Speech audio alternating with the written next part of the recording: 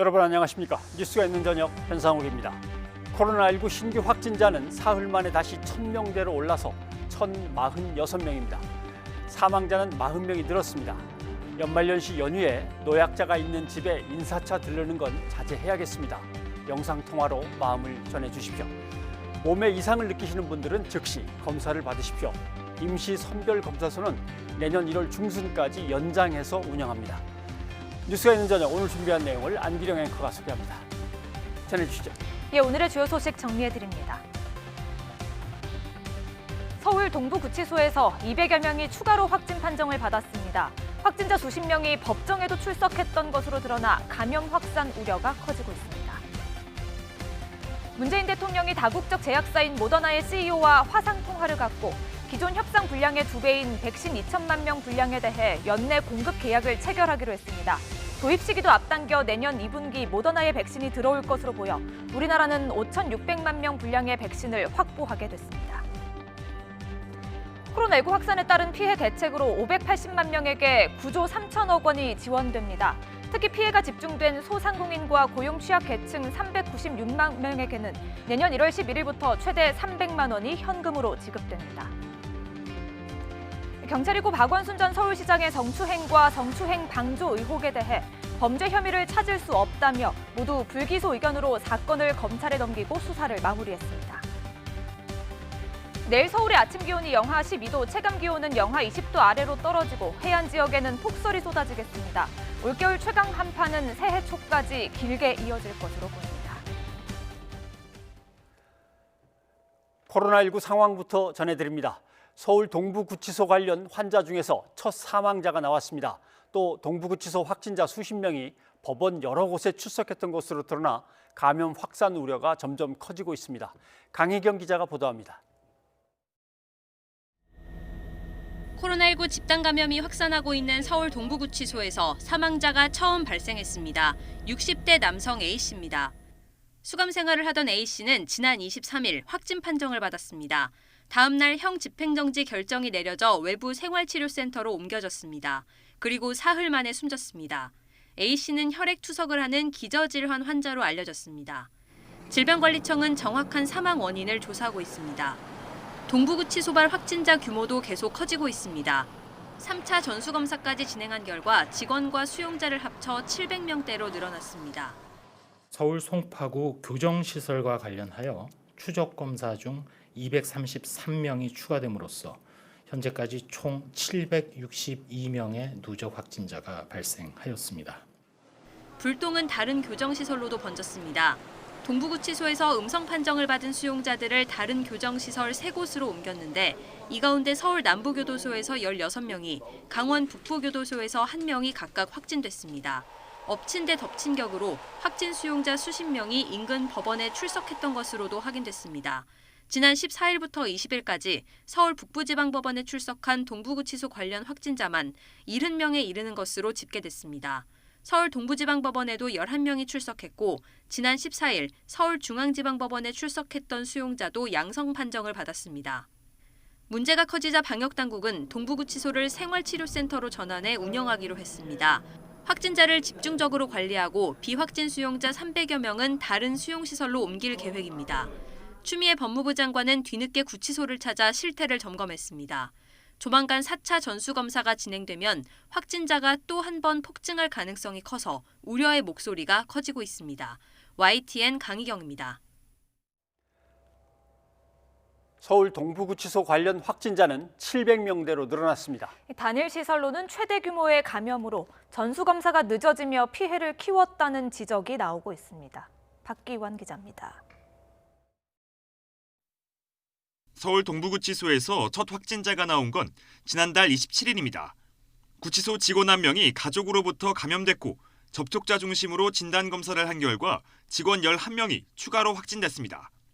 하지만 직원과 수용자 전원을 검사한 건 지난 18일이 처음이었습니다. 3주간의 공백이 생긴 겁니다. 그 사이 수용자 가운데 첫 확진자가 나오면서 집단 감염 규모는 걷잡을 수 없이 커졌습니다. 법무부는 지자체로 화살을 돌렸습니다. 첫 수용자 확진 당시 전수검사 필요성을 제기했지만 서울시와 송파구에서 큰 의미가 없다며 받아들이지 않았다는 겁니다. 서울시는 관계기관이 합의한 사안이었는데도 법무부가 사실과 다르게 서울시와 송파구에 일방적으로 책임을 떠넘긴다며 강한 유감을 표명했습니다. 당시 환자 발생 양상이라든지 그다음 종사자들에서 나타나는 추가 확진자 이런 양상들을 고려를 해서 추이를 이제 보는 형태로 진행을 했었고, 전문가들은 경위를 떠나 전수검사가 늦어진 데 대해서는 늑장 대응 지적을 피할 수 없다고 입을 모읍니다. 검사를 확대해서 신입으로 들어온 사람들에 대한 전수조사를 했어야 되는데 초기 입소자 관리들이 제대로 되지 않은 부분들이 전체 큰 유행을 만든 게 아닌가. 앞서 동부구치소는 KF94 마스크를 지난달 27일에서야 지급하는 등 수용자 초기 감염 관리에 허점을 보이기도 했습니다. 확진자와 접촉자, 비접촉자를 분리하는 절차가 허술하게 이뤄졌다는 지적도 이어지고 있습니다. 법무부는 마스크 문제에 대해선 예산 부족을, 분류 미비에 대해선 공간 부족을 이유로 들었습니다. 하지만 결과적으로 최대 규모의 집단 감염을 불러왔다는 사실은 분명한 만큼 원인 분석과 함께 책임 소재를 분명히 가려야 한다는 목소리가 힘을 얻고 있습니다. YTN 박기환입니다. 코로나19 신규 확진자가 사흘 만에 다시 1,000명을 넘었습니다. 영국발 변이 바이러스에 감염된 환자는 추가로 확인되지 않았습니다. 김장하 기자입니다. 코로나19 신규 확진자는 국내 발생 1,030명, 해외 유입 16명 등 모두 1,046명입니다. 누적 확진자 수는 58,725명으로 늘었습니다. 신규 확진자 수는 성탄절 연휴인 지난 25일과 26일 1,241명, 1,132명으로 급증하다 27일과 28일 이틀 연속 1,000명 아래로 떨어졌습니다. 하지만 연휴 기간 검사 건수가 대폭 줄어든 일시적 영향이 약해지면서 신규 확진자 수는 사흘 만에 다시 1,000명을 넘었습니다. 언제 어디서 감염됐는지 알지 못하는 감염 경로 불명 비율이 높은 점도 방역 당국의 고민을 깊게 하고 있습니다. 최근 2주간 새로 확진된 환자 가운데 감염 경로를 조사 중인 사례는 28% 가까이 됩니다. 방역 당국도 이 점을 우려하고 있습니다. 현재 발생 상황은 부정적 요소가 더 많습니다. 일단 검사 양성률, 조사 중 비율이 높은 점은 여전히 일상 감염의 위험이 높다는 것을 의미합니다. 영국발 변이 바이러스 감염은 더 퍼지지는 않고 있습니다. 영국발 변이 바이러스로 확인된 일가족 3명과 접촉한 승무원 12명과 승객 5명에 대한 검사 결과는 모두 음성으로 확인됐습니다. 현재까지 잠복기가 다 끝난 것은 아니지만 검사 결과는 모두 음성으로 확인되었고 자가격리 및 증상을 철저히 모니터링하고 있습니다. 권준욱 중대본 제2부본부장은 최근 영국 등에서 등장한 변이는 언젠가 전 세계적인 유행을 주도할 것이기 때문에 코로나19 대응은 갈수록 어려워진 것이 사실이라고 진단했습니다. 방역 당국은 다만 의료 대응 체계가 유지되고 국산 치료제 개발이 가시권에 있는 점은 긍정적인 요소라고 언급했습니다. 또 작업장이나 다중이용시설 등에서 신규 발생이 줄고 재생산 지수도 감소 추세라면서 거리두기가 효과를 보이기 시작한다는 방증이고 국민들이 희생하고 단합한 결과라고 평가했습니다. YTN 김장하입니다. 서울 서초구는 주민 43만 명을 대상으로 코로나19 전수검사에 나서기로 했습니다. 방역 당국은 다음 달 3일까지였던 수도권 임시 선별 검사소의 운영을 2주 더 늘리기로 했습니다. 정현우 기자입니다. 서초구는 주민 43만 명 모두를 검사하기 위해 동주민센터마다 임시선별 검사소를 설치했습니다. 소식을 듣고 운영 시작 시각인 오전 9시부터 방문한 시민들도 여럿. 앞으로 2달 동안 검사소 18곳에서 진행되는 검사 방식은 타액 성분 분석입니다. 검사 이틀 걸려요. 이틀. 침을 통해 담기만 하면 돼 의료진의 수고와 검사자들의 부담을 동시에 줄일 수 있습니다. 저는 증상이 없지만은 혹시라도 감염이 되었으면 전파가 될까 우려돼가지고 편리하긴 하지만 좀 침을 모으는 게 어렵긴 하더라고요. 마포구에 살고 있는 저도 이곳 선별검사소에서 검사를 받아봤습니다. 관내 감염 차단이 목표인 만큼 서초구를 오가는 타 지역 주민들도 이곳에서 검사를 받을 수 있습니다. 서초구가 잡은 하루 목표 검사자 수는 7,000명입니다. 구청 직원들은 감염원 차단을 위해 방문을 잊지 말아달라고 당부했습니다. 이번 주에 또 한파도 오고 그래서 일하기는 솔직히 이제 실내보다는 좀 어렵긴 하지만 그래도 저희가 좀 주민분들이 많은 분들이 검사를 받을 수 있는 게 저희가 또 목표다 보니 수도권에 마련된 임시선별검사소 153곳에서 지난 보름 동안 찾아낸 확진자는 1,400여 명. 특별히 의심 증세가 없던 조용한 전파자들이 하루 100명꼴로 나오고 있습니다. 특히 지난 28일 검사소에서 나온 환자는 119명으로 당일 국내 발생 확진자의 10% 이상을 차지하기도 했습니다. 조용한 전파자를 빨리 발견하여 더 이상의 감염 확산을 막아내는 성과가 있었다고 평가됩니다. 방역당국은 애초 다음 달 3일까지였던 임시선별검사소 운영을 2주 더 늘려 숨어있는 감염원을 차단하겠다고 밝혔습니다. YTN 정현우입니다. 문재인 대통령은 모더나 CEO와 화상통화를 갖고 코로나19 백신 2천만 명분에 대해 연내 공급 계약을 체결하기로 했습니다. 도입 시기도 내년 2분기로 앞당기기로 하며 우리나라는 일단 5,600만 명 분량의 백신을 확보하게 됐습니다. 나연수 기자입니다. 2천만 명 분량, 4천만 도즈의 백신을 한국에 공급하겠다. 모더나사의 스테판 반셀 CEO가 문재인 대통령과의 통화에서 직접 약속했습니다. 기존에 협상 중이던 2천만 도즈의 2배 분량입니다. 공급 시기도 당초 3분기에서 2분기로, 가능하면 이보다 더 앞당기기로 했습니다. 이 같은 내용의 합의는 해가 바뀌기 전에 계약 체결로 확정될 전망입니다.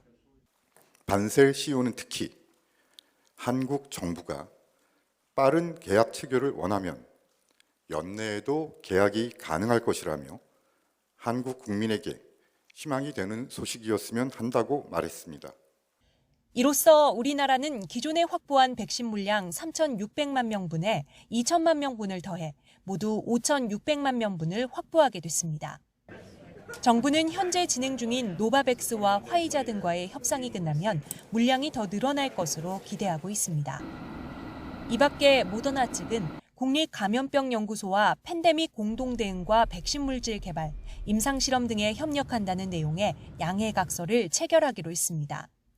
모더나 백신을 우리 기업이 위탁 생산하기 위한 협력도 강화하기로 했습니다.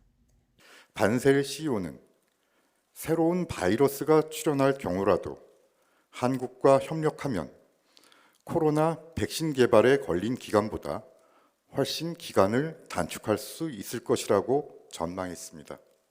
청와대 핵심 관계자는 문 대통령이 올해 들어 정상이외의 외국 인사와 전화 통화를 한 것은 지난 상반기 빌 게이츠 이사장 이후 반셀 CEO가 처음이라고 말했습니다.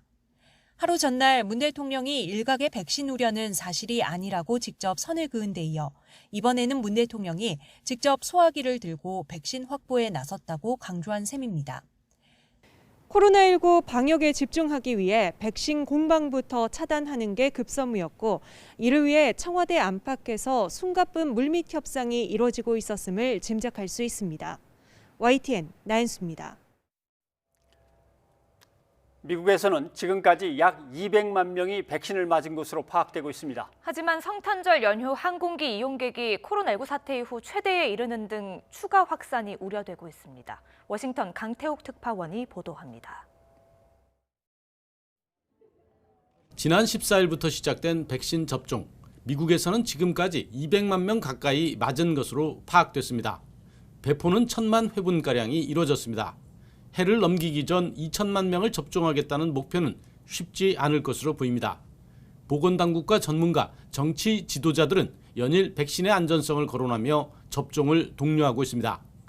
Of course, an essential part of this will be managing the safe, equitable, and efficient distribution of vaccinations to as many Americans as possible, as quickly as possible. 하지만 미국의 상황은 또 한 번 난항이 예고되고 있습니다. 추수감사절 연휴가 확산의 기폭제가 된 것처럼 성탄절과 연말연시 연휴가 이어지고 있기 때문입니다. 성탄절 연휴 기간 항공 이용객만 수백만 명, 미국 교통안전청은 성탄절 연휴 마지막 날 전국에서 공항 검색대를 통과한 사람이 128만 4천여 명이라고 밝혔습니다. 지난해 절반 수준이지만 코로나19 사태 이후로 보면 최다입니다. 이번 환자도 26일째 10만 명을 넘어서고 있습니다. 백신 접종의 효과는 아직이고 확산세는 여전한 상황이어서 성탄절 등 연휴 여파에 대한 걱정이 커질 수밖에 없습니다. 워싱턴에서 YTN 강태욱입니다. 영국과 남아공화국에서 발생한 변이 바이러스가 세계 곳곳에서 발견되고 있습니다. 이 밖에도 두세 개의 또 다른 변이 바이러스가 확산할 가능성이 있습니다. 김정회 기자입니다. 일본에서 영국발 변이 바이러스 감염자가 6명 또 나왔습니다. 25일 2명이 처음 발견된 뒤 하루 최다 발생으로 누적 감염자는 14명이 됐습니다. 여기에다 남아공발 변이도 처음 발견됐습니다. 캐나다에서도 영국발 변이 감염자가 새로 확인되는 등 각국에서 영국과 남아공발 변이 바이러스가 잇따라 보고되고 있습니다. 그러나 다른 변이 바이러스도 확산할 가능성이 있습니다. 영국과 남아공발 외에도 나이지리아 변이, 덴마크, 캐나다 등의 밍크 변이가 돌고 있기 때문입니다. 나이지리아 변이는 모체가 확인된 영국 남아공발과는 또 다른 변인데 최근 나이지리아에서 유행을 주도하고 있습니다. The Africa CDC, through the Institute for Pathogen Genomics, is coordinating actions to further investigate the new variant to determine if it is more infectious, more transmissible, or has the potential to cause more severe illnesses. 밍크 변이는 덴마크와 네덜란드, 캐나다 등의 밍크 농장에서 발견된 것으로 농장 작업자가 감염된 뒤 지역 전파까지 이루어졌습니다. 이들 변이 바이러스는 치명률과 백신 효능과의 관련성은 연구가 더 필요하지만 전파력이 빨라진 건 공통적입니다. 때문에 각국은 유입 차단에 총력을 기울이고 있습니다. 2, 3차 유행도 못 잡은 상황에서 전파력 빠른 변이 바이러스가 들어올 경우 새로운 유행이 시작돼 대응 불가 상황이 생길 수 있다는 위기감에 섭니다. 国民の皆さんの命と暮らしを守るために先手対応するために全世界から外国人の新規入国者それの停止を発表させていただきました。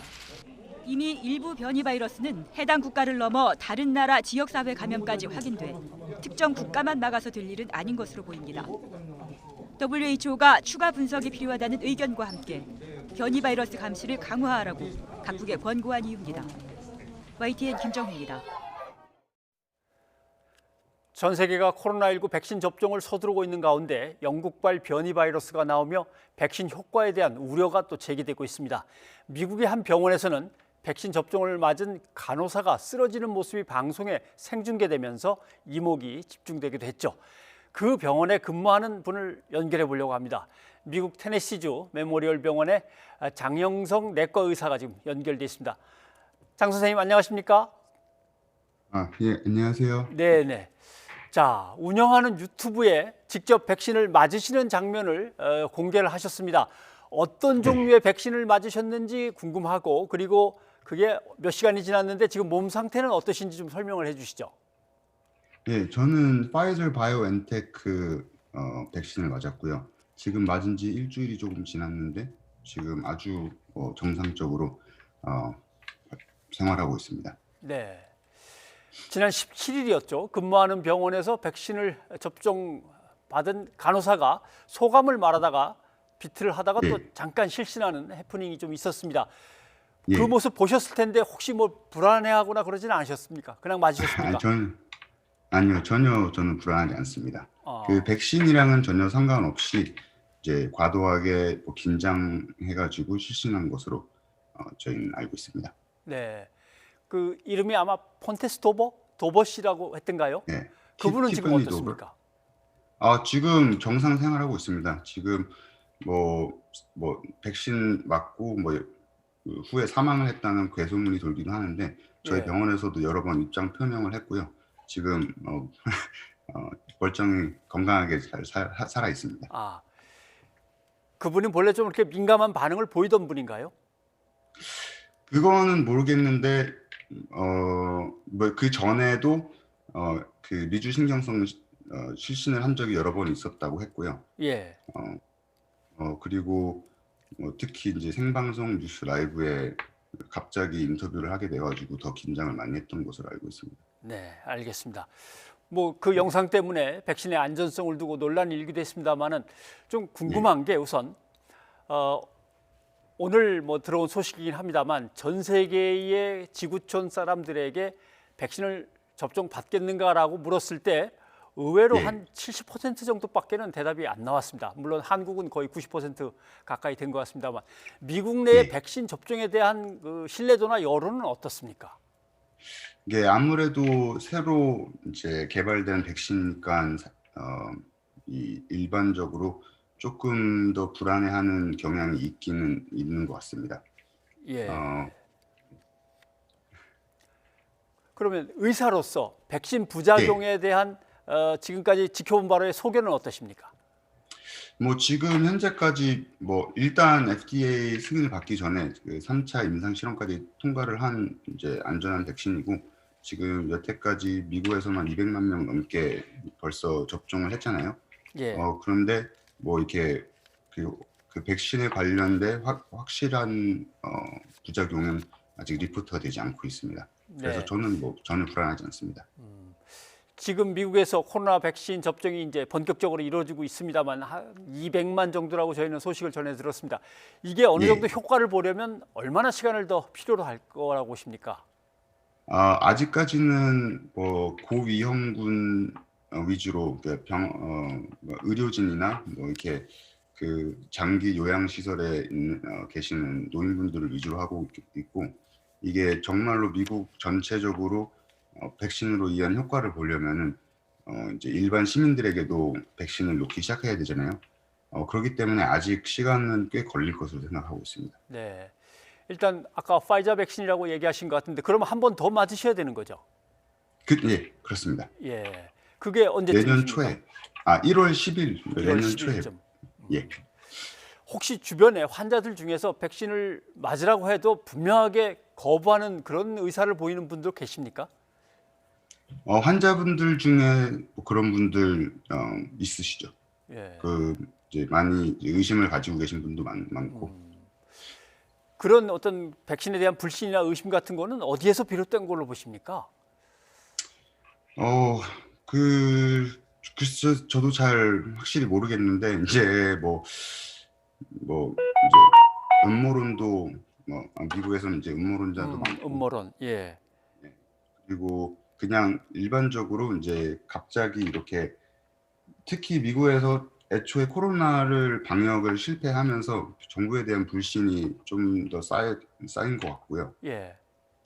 그리고 이제 와서 백신 이제 뭐 서둘러서 개발했으니까 이제 맞아라 이렇게 하니까 거기에 이제 더 불신을 가지고 있는 사람들도 있는 것 같습니다. 네. 주변에 진료받거나 치료받을 시기를 놓쳐서 안타까운 결과를 맞는 그런 분도 보셨는지 모르겠습니다. 네, 많이 봅니다. 많이 보십니까? 예. 예. 자, 이런 가운데 영국발 변이 바이러스가 발견돼서 논란이 일고 있습니다. 전파력도 기존의 바이러스보다는 강하다고 하는데 백신이나 치료제가 이 변이 바이러스 차단에 효과가 과연 있는 거냐, 혹시 없는 건 아니냐 이런 우려도 나오는데 지켜보신 바로는 어떠신가요? 일단 지금까지 나온 이제 의견으로는 이게 코로나 변이가 있었지만 뭐 근본적으로 바이러스가 바뀐 건 아니기 때문에 지금 현재 있는 백신으로 그 영국발 그 변이된 바이러스에게도 효능이 있을 것으로 보고 있고요. 특히 이번에 새로 개발된 mRNA 백신의 가장 큰 이점 중에 하나가 개발 속도가 굉장히 빠르다는 거예요. 예. 그래서 만약에 효과가 없을 경우 그 새로운 백신을 디자인해서 만들어냈는데 시간이 굉장히 짧게 걸릴 거란 소식입니다. 이제 한국도 백신이 들어와서 접종을 시작해야 되는데 관련해서 이런 거를 좀 준비하거나 이런 것들이 좀 잘 되어야 한다라고 충고해 주실 게 있으면 이 기회에 좀 해주시죠. 뭐 충고할 건 없고요. 그냥 이제 백신으로서 집단 면역을 이뤄내는 만큼 이제 최대한 많은 인원들이 이제 빠르게 신속하게 접종을 받으면 더 큰 효과를 누릴 수 있을 것 같습니다. 예, 알겠습니다. 미국 테네시주 CHI 메모리얼 병원의 장형선 선생님, 오늘 고맙습니다. 예, 감사합니다.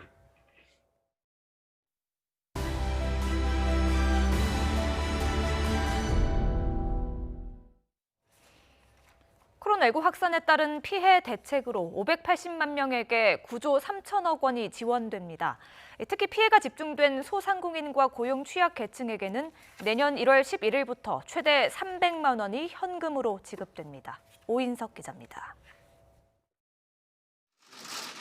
정부가 발표한 맞춤형 피해 지원 대책은 총 9조 3천억 원 규모입니다. 피해 소상공인과 고용 취약계층 지원에 5조 6천억 원을 비롯해 코로나 방역 강화와 근로자와 실직자 고용 안정 지원 등 9조 원이 넘는 자금이 580만 명에게 지원됩니다. 코로나19 피해가 집중된 소상공인 280만 명은 4조 원이 넘는 자금이 지급됩니다. 지난해보다 매출이 감소한 연 매출 4억 원 이하 소상공인 175만 명은 일괄적으로 100만 원이, 여기에 집합금지 업종은 추가로 200만 원, 집합 제한 업종은 100만 원이 추가 지원됩니다. 학원과 헬스장 등 실내 체육시설, 노래방, 스키장, 단란주점 등에 300만 원이, 식당과 카페, 오락실과 영화관, 숙박업 등은 200만 원이 각각 지원됩니다. 요건 심사를 최대한 단축하거나 사후 심사로 대체하여 내년 1월 11일부터 지급을 시작하여 설 전에 수혜 인원의 90% 수준까지 지급될 수 있도록 하겠습니다. 집합금지 업종 10만 명에게 1.9%의 저금리로 1조 원 규모의 자금이 공급되고, 착한 임대인의 세액 공제율이 종합소득 1억 원 이하 임대인에게 70%로 인상됩니다. 또 코로나 장기화로 소득이 감소한 특수형태 근로자와 프리랜서 70만 명에게는 50만 원에서 100만 원이 지원되고, 방문 돌봄 서비스 종사자와 승객 감소로 소득이 감소한 법인 택시 8만 명에게 50만 원이 지급됩니다. 정부는 8천억 원을 코로나19 방역에 투입해 선별 진료소를 대폭 확충하고 중증 환자 입원 병상에서 근무하는 간호 인력에 대한 위험 수당을 지원하기로 했습니다. 이와 함께 연말연시 방역 강화로 영업이 금지되거나 제한된 스키장 등 겨울 스포츠 시설과 숙박 시설에 입주한 소상공인은 200만 원에서 300만 원을 지원하기로 했습니다. YTN 오인성입니다. 새해를 앞두고 3천여 명의 국민이 특별 사면됩니다. 정부는 코로나19 확산 속에 민생 사면이라는 취지에서 정치인과 선거사범은 포함하지 않았다고 밝혔습니다. 임성호 기자입니다. 문재인 정부 들어 네 번째 특별 사면이 단행됐습니다. 지난해와 달리 이번엔 정치인들과 공직선거법 위반 사범들은 사면 대상에 빠졌습니다. 매번 특사 대상에 거론되던 한명숙 전 총리, 이석기 전 통합진보당 의원 사면도 자연스레 불발됐습니다. 특사 명단 대부분은 서민 생계형 사범들로 채워졌습니다. 코로나19의 확산으로 국민들의 어려움이 가중되고 있는 상황에서 오로지 국민들의 민생 및 경제 활동, 서민청 배려에 도움이 되는 방향으로 사면 대상자를 선정하였습니다. 우선 경제 범죄 등으로 수감 중인 중소기업인과 소상공인 중 참작할 만한 사정이 있는 52명이 형 집행을 면제받거나 감경됐습니다.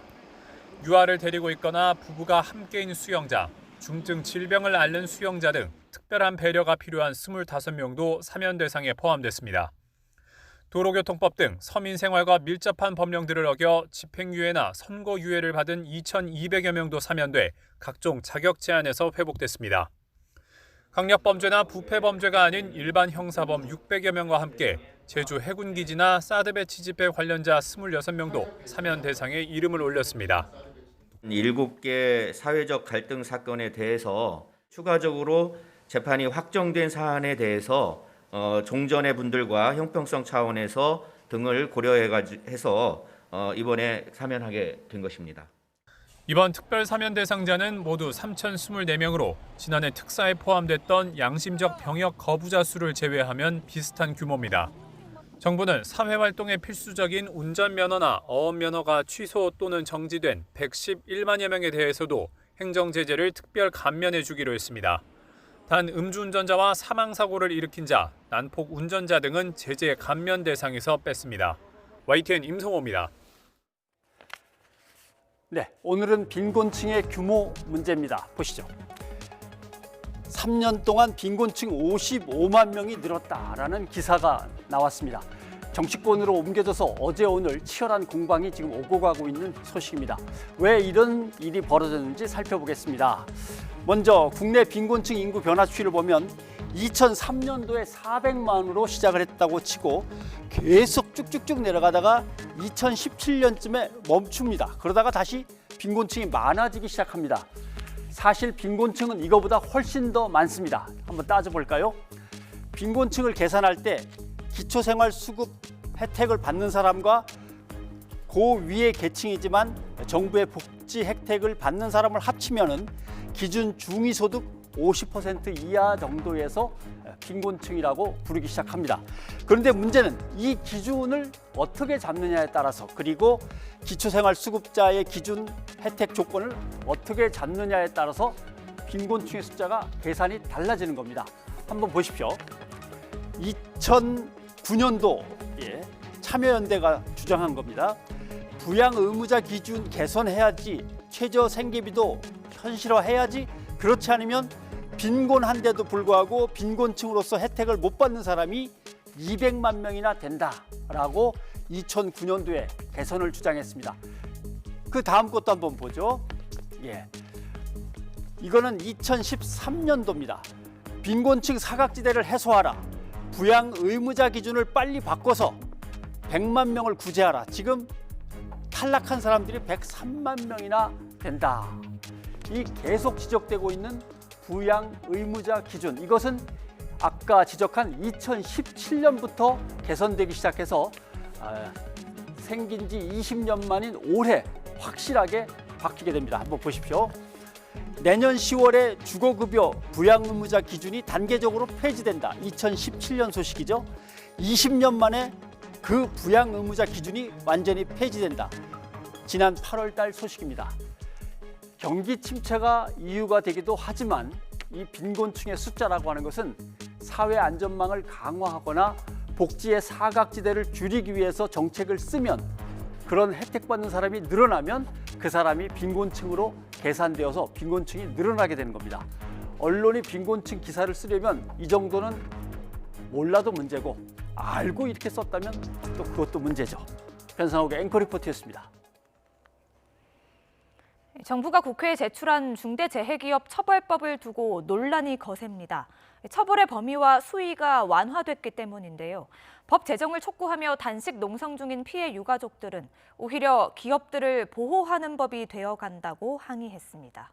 부장원 기자입니다. 중대재해기업처벌법 제정을 요구하며 국회에서 19일째 단식 농성 중인 피해 유가족들이 법제사법위원회 회의장 앞을 찾았습니다. 국회에 제출된 정부안을 절대 받아들일 수 없다며 위원들에게 호소하기 위해서입니다. 말도 안 되는 안을 정부안이 그거 아니라고 가져왔어요. 용견에도 다 빠져 있어요. 산안법처럼 지금 또 계속 죽이겠다는 거 아니에요. 정부안에도 안전 의무를 소홀히 해 중대재해를 일으킨 기업 대표에게 실형을 선고할 수 있도록 하는 내용은 담겼습니다. 하지만 사업장 규모에 따라 유예 기간을 두어 100인 이상 기업부터 적용하도록 했고, 징벌적 손해배상 금액도 상한선을 두었습니다. 앞서 논의하던 안보다 처벌 대상이나 시기, 수위 등이 완화된 겁니다. 여야는 극명한 온도 차이를 드러냈습니다. 민주당은 그동안 제기됐던 법률적 문제들이 어느 정도 해소됐다며 긍정적으로 평가했지만, 정부는 여러 각계각층의 입장을 또 조합하고 취합해서 의견을 낼 수밖에 없는 또 고충이 있다고 생각합니다. 국민의힘은 개념 정의부터 모호하다고 맞섰습니다. 법 취지가 좋다고 하더라도 법 적용에 있어서 혼선이 없기 위해서는 구체성, 명확성이 가장 중요합니다. 법 제정의 가장 적극적인 정의당은 정부가 중대재해기업 처벌법이 아닌 보호법을 가져온 셈이라고 비판했습니다. 중대재해의 85%가 50인 미만 사업장에서 일어난다는 점에서 시행을 유예하면 실효성이 없다는 겁니다. 시민 생명을 지키겠다는 의지가 없습니다. 살아서 퇴근하고 싶다는 시민들의 바람이 담겨 있지 않습니다. 민주당은 이번 임시국회 마지막 날인 다음 달 8일까지 법안을 통과시키겠다는 입장이지만 논의 과정에서 극심한 진통이 예상됩니다. YTN 부장원입니다. 공수처장 후보 추천이 마무리되자 더불어민주당은 검찰의 수사권을 아예 이전하는 추가 검찰개혁에 나섰습니다. 국민의힘은 공수처장 후보 추천에 절차적인 문제가 있다며 반발하고 있습니다. 김주영 기자입니다. 진통 끝에 고위공직자 범죄수사처장 후보가 2명으로 압축되면서 문재인 대통령은 이번 주 안에 최종 1명을 지명할 것으로 보입니다. 그러면 인사청문회 준비와 함께 다음 달 출범을 목표로 한 공수처 구성도 속도를 내게 됩니다. 더불어민주당은 이와 함께 2단계 검찰개혁에도 나섰습니다. 당내 율사 출신 의원들을 중심으로 검찰개혁 특별위원회를 꾸리고 추가 개혁 방안 마련에 힘을 쏟고 있습니다. 검찰이 국민 위에 더 이상 군림하지 않고 또 검찰에 대한 민주적인 통제가 강화되는 아래에서 검찰이 인권 친화적인 기관으로 새롭게 태어나는 이 계기를 만들어 나가겠습니다. 핵심은 검찰이 가진 수사권, 영장 청구권, 기소권 가운데 수사권을 분리해 권한 집중을 막겠다는 겁니다. 민주당 김용민 의원은 아예 검찰청을 폐지하고 공소청을 만들어 기소와 공소유지 역할만을 하도록 하는 내용의 법안을 발의했습니다. 해방 직후 혼란한 상황에서 무장된 경찰을 통제하기 위해 검찰에게 임시적으로 부여됐던 막강한 권한을 이제는 제자리로 돌려야 합니다. 민주당은 일단 다음 달 1일부터 시작되는 검경 수사권 조정의 경과를 지켜보고 다양한 의견을 수렴해 법안을 만들 방침입니다. 이에 대해 국민의힘은 자가당착이라고 비판했습니다. 검찰의 수사권과 기소권을 분리해야 한다면서 정작 공수처에는 모든 권한을 주고 있다는 겁니다. 검찰 탄압이라 쓰고 검찰 개혁이라고 읽는다. 그렇게 보고 있습니다. 자가당착이지요. 수사권과 기소권을 분리한다면 공수처에는 왜 수사권과 기소권을 다 주는 공수처를 만들고 있습니까? 공수처장 후보 추천 과정 역시 거부권을 없애는 법 개정 등 곳곳에 절차적 문제가 있었다고 주장했습니다. 공수처 출범을 저지한다는 목표로 무효 확인 소송을 비롯한 법적 대응을 적극 검토하고 있습니다. 공수처장 후보 추천은 마무리됐지만 공수처와 검찰개혁을 바라보는 여야의 시각 차이가 여전하다는 점에서 내년에도 공방은 이어질 전망입니다. YTN 김주영입니다. 공수처 출범을 앞두고 더불어민주당은 연일 검찰개혁에 박차를 가하고 있습니다. 양지열 변호사를 연결해 자세한 얘기를 좀 나눠보도록 하겠습니다. 양 변호사님 나와 계시죠? 네, 안녕하세요. 양지열입니다. 네. 초대 공수처장 얘기부터 해봐야겠습니다. 김진욱, 이건희 두 후보가 이제 최종 후보로 올라가 있는데 글쎄요, 이 뭐 사람의 됨됨이와 능력을 보고 정하는 거기도 합니다만은 그건 잠깐 좀 뒤로 밀어놓고 한 사람은 판사 출신, 한 사람은 검사 출신입니다. 그래서 법무부 장관이나 민정수석이 검사들이 맞다가 요즘은 다 검사들이 안 맞는 쪽으로 가고 있으니까 판사 출신이 되겠구나 이러는 사람도 있고 아니다 이쯤에서 검사 출신도 한 번은 챙겨줘야 되지 않나 검사 출신이 될 거다 뭐 들려오는 소식이 혹시 있습니까? 뭐 특별하게 지금 소식이 있는 건 아니고요. 예. 아시다시피 지금 후보자 두 사람 중에 이 대통령이 한 사람을 지명을 하는 건데 네. 장단점이 있어 보입니다. 말씀하신 것 같이 김진욱 연구원 같은 경우에는 이 현재 고위공직자 범죄수사처가 검찰 개혁이라고 하는 부분과 맞물려 있기 때문에 아무래도 검찰 출신보다는 법원의 출신인 판사가 낫지 않겠느냐. 네. 그리고 또 판사 출신이지만 특검의 사실상 최초의 특검이었던 조평공사 파업 사건의 수사관 경력도 있기 때문에 행정적인 어떤 영향도 있을 것이다라는 의견도 있고요. 그에 반해서 그래도 검찰 출신이 아무래도 지금 뭐 지검장까지 지내신 분이기 때문에 공수처라고 하는 기능에 맞지 않겠느냐. 그리고 검찰 내부의 수사라든가 재판의 경험이 있기 때문에 이건희 현재 국민권익위 부위원장이 더 맞다라는 그런 의견이 만만치 않게 맞서는 것으로 보입니다. 네, 지금 야당은 위법한 절차로 야당 측의 위원들이 추천하는 어떤 권리가 다 상실돼 버리고 발의가 되지 않았다라고 해서 이런 독선이 어딨냐고 하는 거고, 여당은 또 연장하면서 어떻게든 방해하려고 꼼수를 부리는 거 아니냐, 이렇게 해서 결국 야당은 법적인 어떤 투쟁까지 하겠다는 건데, 법적 투쟁이 가능한 사안입니까? 저는 굉장히 어려워 보입니다. 예. 일단은 정치적으로 봤었을 때도 추천위원회를 6번을 거쳤고요. 그러니까 야당에서 얘기하는 부분은 6차 추천위원회가 열리기 직전에 추천위원을 새롭게 선임을 했기 때문에 그 추천위원회 추천하는 인사부터 포함해서 전부 다 다시 봐야 되는 거거든요. 근데 그렇게 하는 것은 그동안 기다려왔던 것에 비춰봤을 때 너무 좀 그냥 미루는 것으로 보여질 수도 있고요. 예. 그리고 법적으로 봤었을 때도 이게 뭔가 행정청이 누군가 한 사람을 향해서 처분을 한 게 아니지 않습니까? 추천위원회에서 누구를 두 사람을 후보로 한 거기 때문에 어떤 법적인 행정적인 처분이 있다. 그러니까 재판을 해서 예를 들어서 최근에 있었던 것처럼 뭐 윤석열 검찰총장에서 불이익한 징계라고 하는 처분을 했다, 이런 개념이 아니거든요. 그리고 이제 지금 현재 추천위원회 추천위원장을 조재현 대법관이 맡고 있습니다. 예. 그러니까 이 의미가 법적 절차에 있어서만큼은 그만큼 또 엄중하게 진행을 했다라는 또 반론이 이미 그 자체로도 가능한 상황이라서 어떤 식으로 이 추천권 침해를 소송을 제기할 수 있을지 사실 저로서는 딱히 뭐 법적 절차 자체가 떠오르지도 않는 그런 상황이긴 합니다. 네. 여당은 내년 1월 공수처를 출범하겠다는 계획인데 야당이 계속 반발을 하고 있고, 반발도 상당히 거셉니다. 인사청문회도 거쳐야 되는데 어떻게 로드맵대로 내년 1월에 출범이 가능하겠습니까? 일단 쉽지는 않을 것 같습니다. 말씀하신 것처럼 야당에서는 이 절차 자체가 전부 다 잘못돼 있다. 공수처 자체를 지금 부인하고 있는 입장이기 때문에 인사청문회 역시도 이 대통령이 어떤 후보를 지명하는지를 봐서 청문 절차를 아예 보이콧해서 참가 자체를 하지 않겠다. 뭐 이럴 경우에는 사실 인사청문회가 열리고 뭐 여당에서 청문 보고서를 채택을 하더라도 절차적 정당성에 있어서 하자가 있다는 주장을 아마도 야당이 계속해서 이어갈 수 있지 않겠습니까? 예. 그런 어떤 계획을 가질 것으로도 보이고요. 또 한편으로 이제 공수처장을 이렇게 어렵사리 임명을 하더라도 함께 일을 해야 될 이 공수처 검사들을 임명을 해야 되는데, 아마도 이제 검사들을 지명하는 데 있어서도 이 협조를 안 할 것으로, 그러니까 인사위원회 자체도 야당 몫이 있기 때문에 거기에서 또 협조를 좀 안 하는 그런 방법을 체크하지 않을까, 그렇게 해서 여러 차례 좀 지연을 하려는 시도는 있을 것으로 보입니다. 네.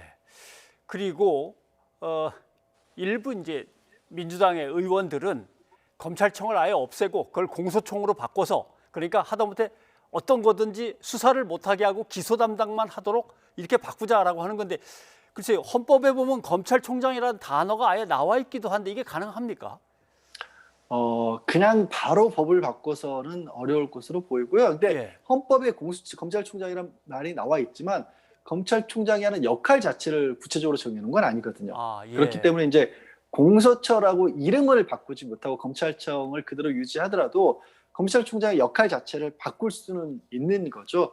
그래서 이제 지금 얘기하고 있는 부분들은 아마도 지금 기소와 수사가 경찰과 검찰로 나누는 부분들을 추진을 하고 있지만, 그럼에도 불구하고 실질적으로 이 수사권 분리가 많이 이루어진 건 아니거든요. 예. 뭐 경찰이 가지고 있는 부분이 일부 불기소 정도를 할 수 있다라는 정도이기 때문에 그 부분들을 현실화시키겠다. 그러니까 조금 더 검찰은 이 재판을 유지하는 쪽으로 가고 경찰이 수사를 하는 쪽으로 가겠다. 이런 어떤 취지를 좀 강하게 지금 부각시키기 위한 법안이 아닌가 싶습니다. 네. 여권의 초선 의원들은 윤석열 검찰총장을 계속해서 흔들고 있습니다. 특검을 촉구하는 얘기도 나오고, 그다음에 탄핵을 언급하기도 하는데, 이낙연 대표는 탄핵 주장에 대해서는 선을 좀 긋는 것 같은데, 그래도 초선 의원들은 당대표가 얘기를 해도 자꾸 탄핵 얘기를 꺼낸단 말이죠. 일단 강경한 입장, 그러니까 뭐 국회의원분들이 생각하는 생각이 다를 수도 있고요. 두 번째로는 이 윤석열 총장이 직무에 복귀를 하면서 또 야권을 중심으로 해서 어떤 정치적인 얘기가 나오냐면, 이 윤석열 총장에 대한 징계 절차 자체가 아예 잘못된 것이었다라는 정치적 주장도 나오거든요. 하지만 뭐 아시겠지만 이 윤석열 총장을 복귀하면서도 분명히 이 감찰 방해라든가 아니면 판사의 동향을 분석하는 문건 같은 것들은 잘못됐다라는 지적이 있었습니다. 그래서 그런 부분들은 이 본안까지 따져봐야 되는데도 불구하고 직무에 복귀했다는 것만으로 당장 윤 총장에 대한 어떤 감찰이라든가 징계 자체가 아예 정치적인 잘못된 것이었다라는 그런 어떤 야당의 공격도 있기 때문에 한편으로는 뭐 탄핵론이나 이런 것들이 좀 강경한 목소리가 나오는 게 그런 방어 차원에서도 나오는 게 아닌가 하는 그런 생각도 듭니다. 네.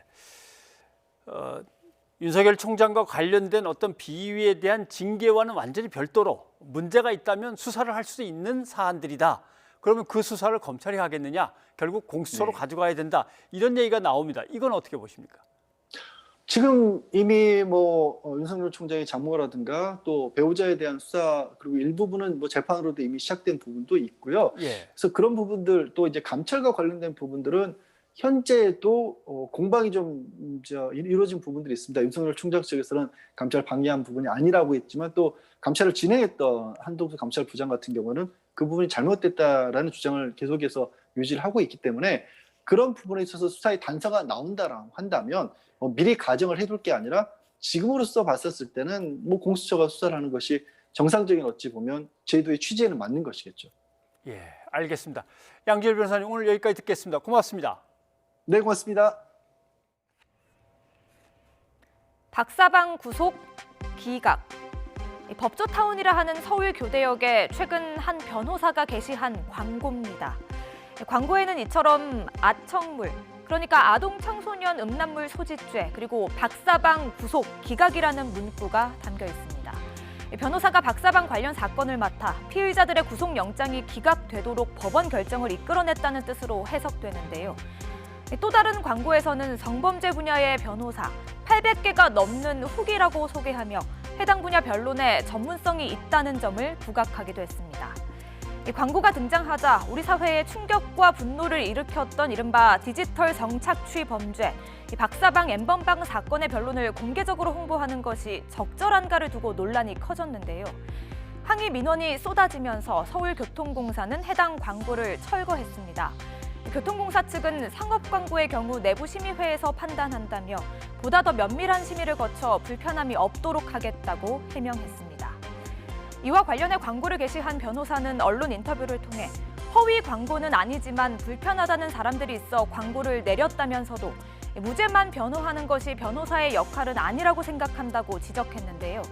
이어 박사방이라는 이름이 붙었다고 해서 구속 사유가 없는데도 구속되는 것은 공정한 재판이 아니라며 영장 발부는 판사가 판단하는 것이라고 강조했습니다. 공교롭게도 교대역에는 지난 5월 엠번방 사건의 가해자들을 강력히 처벌해달라고 촉구하는 광고가 게시되기도 했습니다. 당시 광고는 시민들의 자발적인 모금으로 제작됐고 참여자들은 엠번방 사태를 규탄하고 다시는 일어나지 않기를 바라는 마음이라고 밝혔는데요. 그리고 1년도 채 지나지 않아 교대역에 내걸린 이 광고, 여러분은 어떻게 생각하십니까? 뉴스가 있는 저녁 안규령입니다.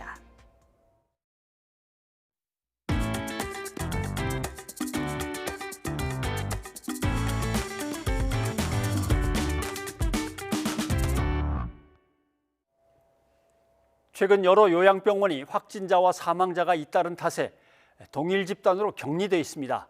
요양병원의 의료진들은 간병인 노릇도 하면서 사투를 벌이고 있습니다. 급기야 올 초 대규모 확진자가 나온 일본 유람선처럼 환자들이 갇힌 채 숨져가고 있다는 호소까지 나왔습니다. 어떤 상황인지 김주현 기자가 보도합니다. 앙상한 몸으로 침대에 힘없이 누워있는 7, 80대 환자들. 방호복을 입은 간호사들은 욕창을 치료하고 닦아내느라 여념이 없습니다. 방호복에 가려 서로 알아보기 힘든 탓에 손글씨로 등에 자신의 이름을 적어놓은 간호사들. 이름 밑으로는 챙기자, 가족처럼이란 문구도 눈에 띕니다. 복도에는 손길이 미처 닿지 못한 듯 의료품과 폐기물은 물론 생수와 병상 등 병원 필수품도 이리저리 널려 있습니다. 보름 만에 확진자가 170명 넘게 나오면서 건물 통째로 격리된 서울 구로구 요양병원 모습입니다. 병상을 기다리다 숨진 환자만 8명, 여전히 병상을 배정받지 못한 확진자도 30명이 넘습니다. 100명 가까이 있던 간병인들도 확진과 격리로 모두 나가면서 의료진들도 이젠 한계에 몰렸습니다. 간병사 업무, 간병사가 없음으로 인해서 기저귀 갈기라든지 환자 식사 먹이기라든지 체위 변경하고 기타 또 여러 가지 환자 케어를 간병사가 하는 거를 다 돌맡아 하고 그 다음에 간호사 케어 활력 징후 재고 48시간 동안 거의 못 잔 간호사도 있을 정도고. 급기야 승객을 가둬둔 탓에 700명 넘는 확진자가 나왔던 일본 유람선과 똑같은 상황이라며 청와대에 청원글까지 올렸습니다. 지금 요양병 코로나 환자는 경미한 것으로 판단하고 있다 이렇게 말씀을 하시면서 요양병원 내에서 의료 자원으로 일단은 데리고 치료하라 그런 메시지를 주셨거든요. 계속 코호트 격리를 하라는 거죠. 그래서 그건 아니다. 가뜩이나 거동이 불편하고 아픈 부모님이 혹시나 병원에서 감염될까 가족들은 애만 태우고 있습니다.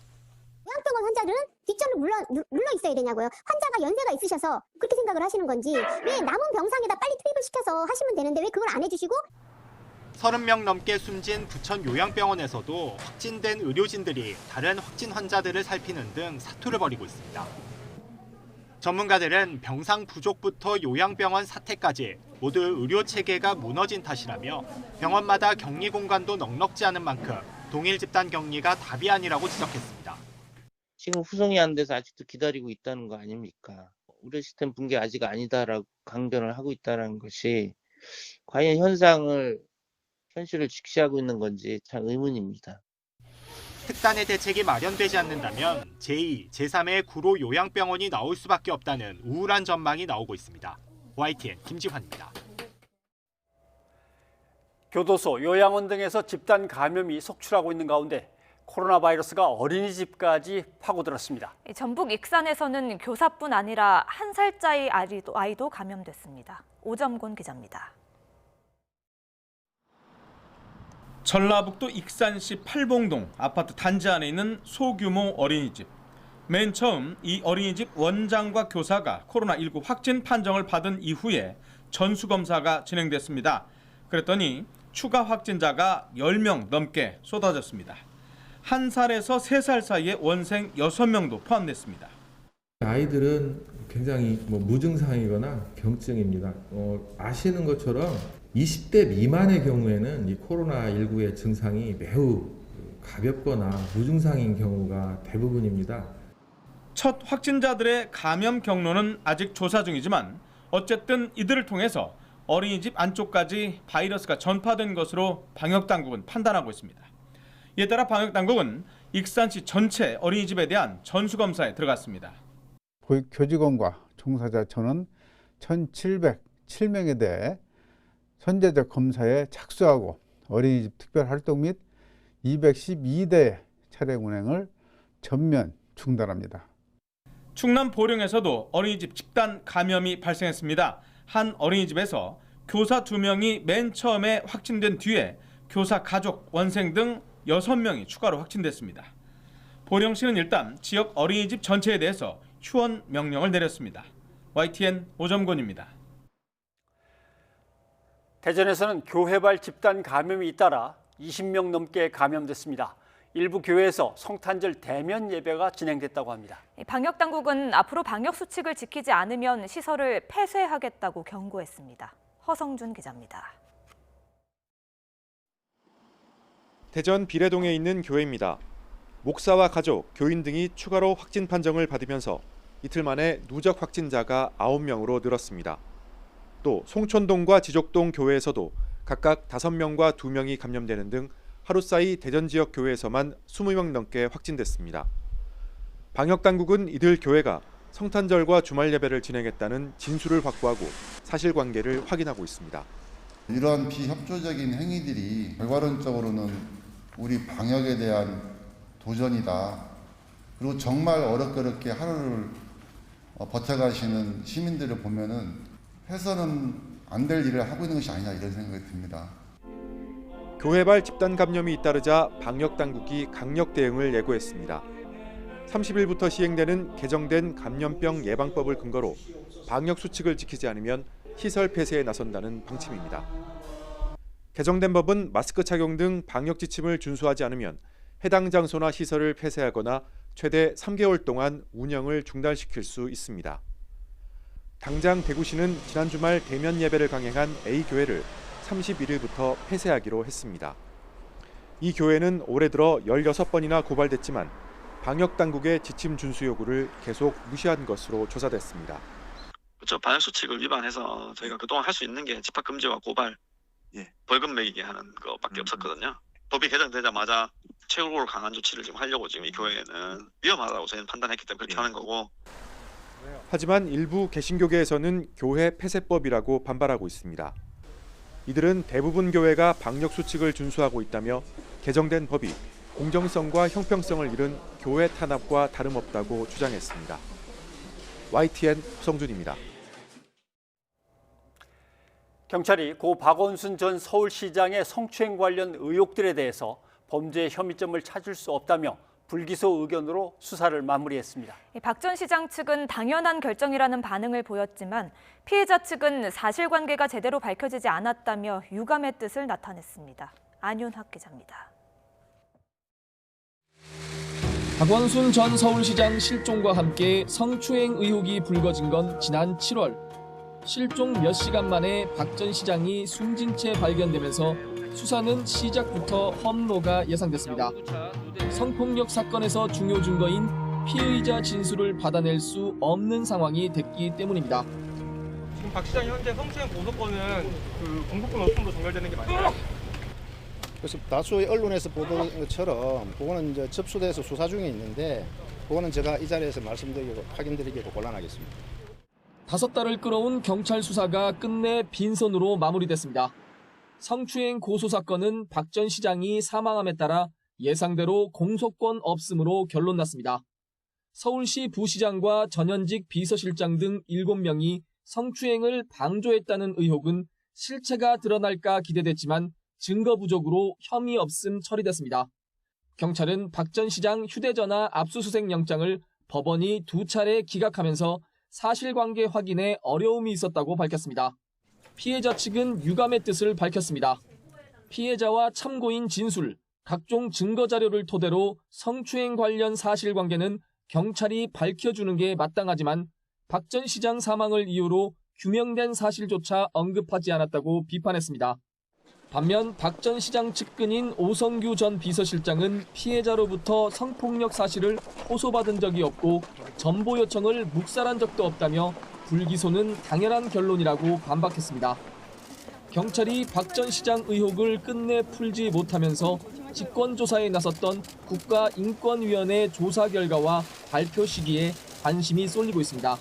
지난 8월 시작한 인권위 직권조사단은 피해자와 관계인 조사, 현장 조사 등을 완료하고 최근까지 보고서를 작성해온 것으로 알려졌습니다. 지금 예상하는 거는 12월 말 정도까지 저희가 해보려고 하고 있습니다. 현재 진행 속도대로 가고 있습니다. 인권위 조사 결과는 사회적으로 미칠 영향이 적지 않은 만큼 면밀한 심의를 거친 뒤 내년 1월쯤 공개될 것이라는 전망이 나옵니다. YTN 안윤학입니다. 내일은 서울 아침 기온이 영하 12도까지 떨어지면서 올겨울 최강 한파가 찾아오겠고 해안 지역에는 폭설이 쏟아지겠습니다. 새해 초까지 11년 만에 가장 강력한 한파가 이어진다고 합니다. 정혜윤 기자입니다. 찬바람이 강해지고 기온이 빠르게 떨어지고 있습니다. 영하 30도 이하의 강한 북극 한기가 몰려오고 있기 때문입니다. 밤사이 서울 등 중부지방은 영하 10도를 밑돌며 올겨울 최강 한파가 찾아오겠습니다. 전일보다 15도 이상 기온이 떨어지는 경기와 영서지방에는 한파 경보가 내려졌고 서울 등 그 밖의 중부와 경북 북부에는 한파주의보가 발표됐습니다. 전국적으로 낮 기온도 영하권에 머물겠고 강원 내륙과 산지의 아침 기온이 영하 20도 안팎으로 떨어지면서 이번 겨울 들어서 가장 추운 날씨를 보이겠습니다. 출근길 철원 기온은 영하 17도까지 곤두박질하겠습니다. 그 밖에 파주 영하 15도, 서울 영하 12도 등 중부 곳곳이 올겨울 최저 기온을 기록할 전망입니다. 또 찬바람에 체감온도는 영하 20도 아래로 곤두박질하겠습니다. 특히 이번 한파는 새해 첫날까지 이어질 전망인데 서울 기준으로 2009년 이후 11년 만에 가장 심한 것입니다. 기상청은 강력 한파 속에 새해 첫날까지 울릉도 독도에는 50cm 이상의 폭설이 쏟아지겠고 서해안에도 최고 30cm 이상의 큰 눈이 내릴 것으로 보인다며 주의를 당부했습니다. YTN 정혜윤입니다. 전주에는 해마다 성금 수천만 원을 맡기고 가는 얼굴 없는 천사가 있습니다. 예, 코로나 사태 속에 올해도 어김없이 찾아와 7천만 원을 기부했습니다. 김민성 기자입니다. 천사마을로 불리는 전주시 노송동 주민센터에 올해도 익명의 전화가 걸려왔습니다. 오전 11시 20분쯤 천사는 차분한 목소리로 자신이 다녀간 자리를 가르쳐줬습니다. 발신 제한 없음 번호로 전화가 왔었고요. 얼굴 없는 천사마을 간판이 있는데 그 옆쪽 골목길에 빨간 통이 있다. 그 뒤쪽에 보면 A4 박스로 된 걸로 놓아놨으니 가져갔으면 좋겠고. 얼굴 없는 천사는 그동안 주민센터 주변에 성금을 두곤 했습니다. 이번엔 도둑을 잡기 위한 CCTV도 볼 수 없는 곳을 선택한 겁니다. 지난해 도난 사건을 의식한 듯 천사는 주민센터에서 약 300m 떨어진 이곳 교회 옆에 성금을 두고 사라졌습니다. 성금을 도둑 맞은 뒤 이제 더 이상의 기부는 없을지도 모른다는 불안감도 있었습니다. 마치 그런 마음을 어루만지기라도 하듯 천사는 지난해보다도 1,000만 원 더 많은 현금 7,012만 원을 기부했습니다. 21년간 켜켜이 쌓인 누적 성금은 7억 3,800만 원이 넘습니다. 얼굴 없는 천사 같은 분이 우리 동네에 이렇게 계신다는 게 그렇게 자랑스럽고, 이 어려운 시대에도 그런 분이 계시니까 이렇게 사회가 또 유지되는 것이고. 코로나19 때문에 그 어느 때보다 차갑게 얼어붙은 올해, 천사가 보낸 백신은 긍정과 사랑이었습니다. YTN 김민성입니다. 시청취자 여러분의 의견 소개해드립니다. 네, 코로나19 상황과 관련해서 많은 분들이 걱정해 주셨습니다. 5633님은 백신이 빨리 나와서 모두 완치됐으면 좋겠습니다. 의료진 여러분 모두 파이팅입니다 하셨고요. 예, 2071님, 방역에 적극 참여하고 잘 견뎌야 좋은 날을 맞이할 수 있습니다. 이겨냅시다 하셨습니다. 네, 9330님은 코로나 공포 속에 폭설과 한파가 예보됐습니다. 추위와 건강 모두 대비하시길 바랍니다 하셨습니다. 예, 2813님, 내일부터 한파가 오는데 코로나 사태에 이어 변이 바이러스까지 확산하고 있어 우려가 큽니다 하셨습니다. 예, 여기까지 여러분의 의견 소개해드렸습니다. 일터에 갔다가 집으로 돌아오지 못한 사람들이 있습니다. 아무도 책임지지 않는 현실, 이제는 끝내야 합니다. 네, 산업재해. 이런 건 철저히 고치겠다고 국회가 적극 나설 일인데 가족을 잃은 유가족들이 찬바람을 맞으며 대신하고 있습니다. 그 현실도 정의롭지 못한 현실이죠. 국회가 진정성을 가지고 임해주길 촉구합니다. 뉴스가 있는 저녁, 오늘은 여기서 인사드리겠습니다. 여러분 고맙습니다.